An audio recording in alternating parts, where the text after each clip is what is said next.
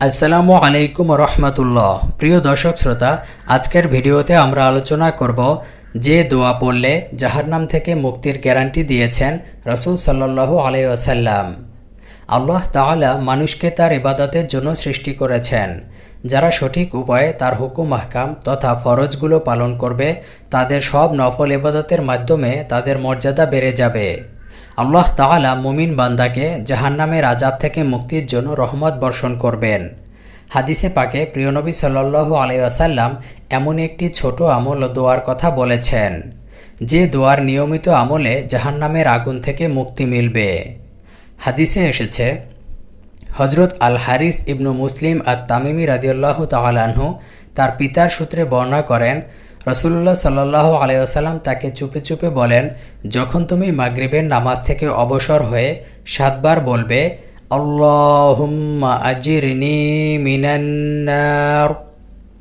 বাংলা উচ্চারণ, আল্লাহুম্মা আজিরনি মিনান নার। অর্থ, হে আল্লাহ, আমাকে জাহান্নামের আগুন থেকে রক্ষা করো। তুমি তা বলার পর ওই রাতে মারা গেলে তোমার জন্য জাহান্নাম থেকে মুক্তি লেখা হবে। আর যখন তুমি ফজরের নামাজ শেষ করবে তখনও অনুরূপ বলবে। অতঃপর তুমি যদি ওই দিন মারা যাও তাহলে তোমার জন্য জাহান্নাম থেকে মুক্তি লেখা হবে।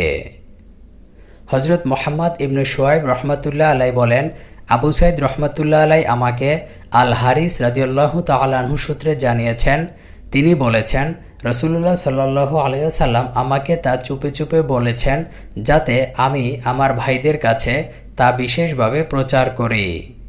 সুতরাং আমাদের উচিত ফজর ও মাগরিবের নামাজের পর এ দোয়াটি 7 বার করে পড়া।